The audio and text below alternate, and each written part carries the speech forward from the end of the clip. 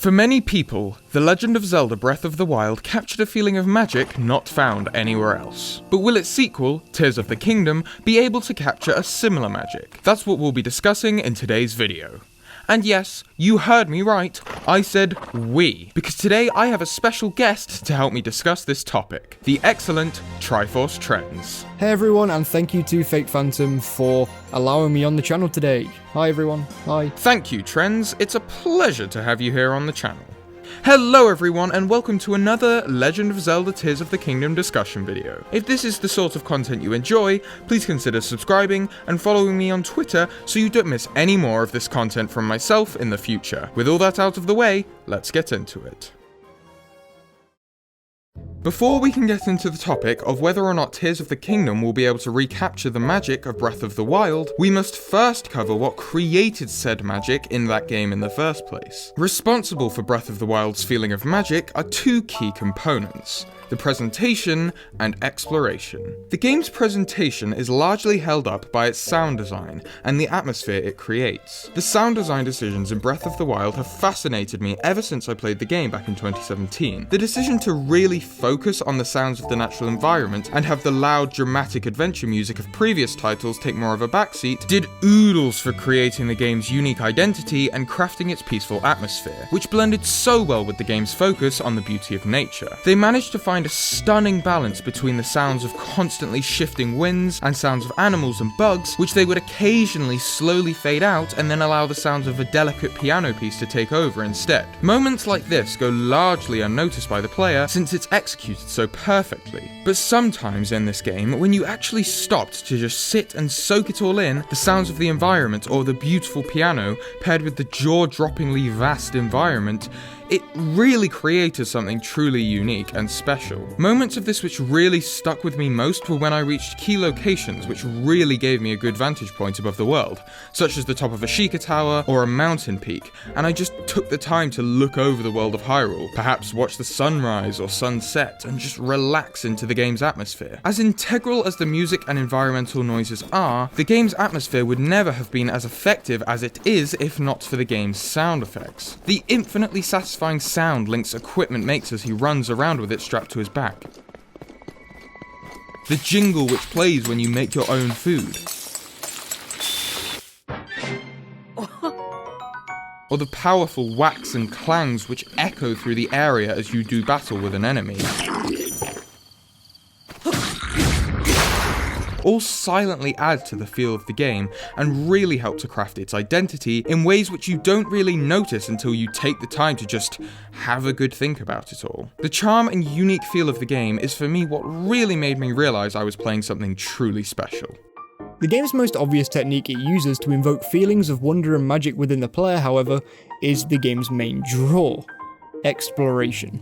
Simply bumbling through this huge, handcrafted open world and just finding new things, discovering new, humble pockets of ruins, stumbling across a new and bizarre Korok puzzle you've never seen before, or stumbling across a new hidden shrine. And the game's open world is completely responsible for it all, for creating that endlessly magical and rewarding novelty of seeing something in the distance which piques your interest and you being able to seamlessly just go over there and see what it has to offer. But how can Tears of the Kingdom realistically recapture this magic that Breath of the Wild had if Breath of the Wild already did it? I don't know about you, but after 3 playthroughs of the game, the initial magic which was so strongly there at the start is something I barely feel anymore. I reminisce on how it felt initially and why, but replaying the game now feels like a lot of that magic isn't really there anymore. I've already explored that huge open world and discovered everything in it. I've already heard all the soundtracks and sound effects for hundreds of hours. Can Tears of the Kingdom really recapture something which,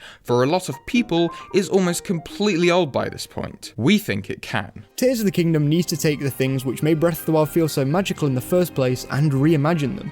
Breathe new life into them, if you will. If you really think about it though, it's not a task which will be that difficult to do. The open world which has already been explored to death by everyone is being reused? Okay.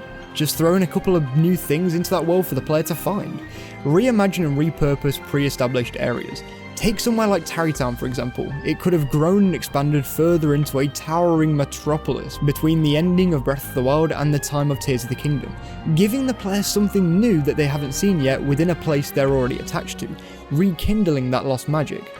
We already know they're doing things like this in Tears of the Kingdom. I mean, look at Death Mountain. Something new is almost certainly going on with it. The lava has stopped pouring out of it. I know for a fact that's something I'll want to go and check out immediately.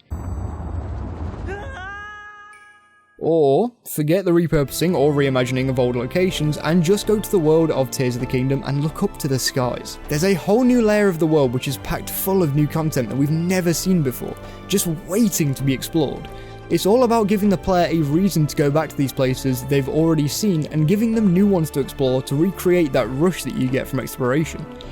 The sky is literally the limit in this game for the potential it has in breathing a new identity into this version of Hyrule.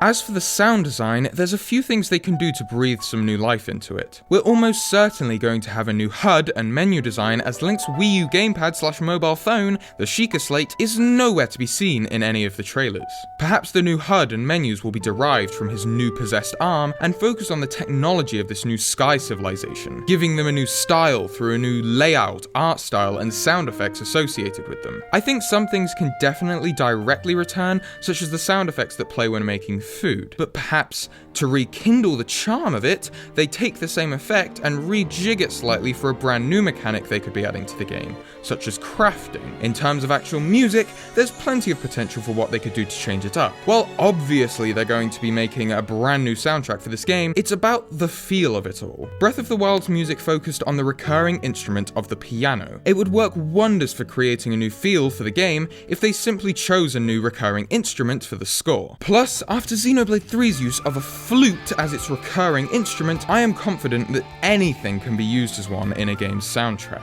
It would also be interesting to have new remixed themes for returning locations, such as Zora's Domain, Goron City, and especially Hyrule Castle. It would be like giving each area a fresh coat of paint, except musically. I definitely feel, however, that Tears of the Kingdom should definitely keep Breath of the Wild's balance between environmental noises and music. It would be a nice bridge between the games in terms of sound design and identity if they kept that a part of it. Once again, they could simply add to this concept, giving us more dynamic environmental noises. For example, the levels of the wind could differ between layers of the world. Sky areas could have that feeling of the air being thin by toning down the wind sounds and creating an aura of silence and peace by making all the environmental sounds of the animals and the bugs a lot less frequent or maybe a bit more quiet.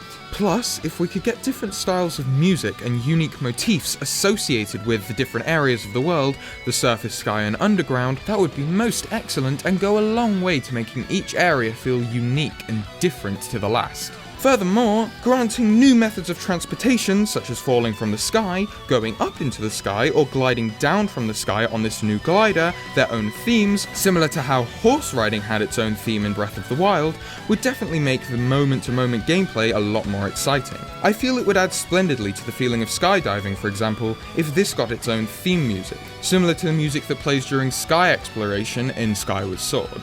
It would make it feel so much more exciting than if, for example, they just used wind sounds as he descended from the sky. The sound is something massively integral to the charm and the feel of the game and how it influences the atmosphere. And there's so much they can do to give Tears of the Kingdom's sound design a magical feeling completely different to that of Breath of the Wild's. And with that, I conclude another discussion video on The Legend of Zelda Tears of the Kingdom. Here are some thoughts on the matter from my followers on Twitter. Feel free to follow me on Twitter for your very own chance to be featured in a video like this one. Thanks again to the incredible Triforce Trends for recording some lines for this video. I'll leave a link in the description to Trends' channel, so make sure to go over to his channel and check what's going on over there. And with that, thank you very much for watching, stay safe out there everyone, and I will see you in the next one.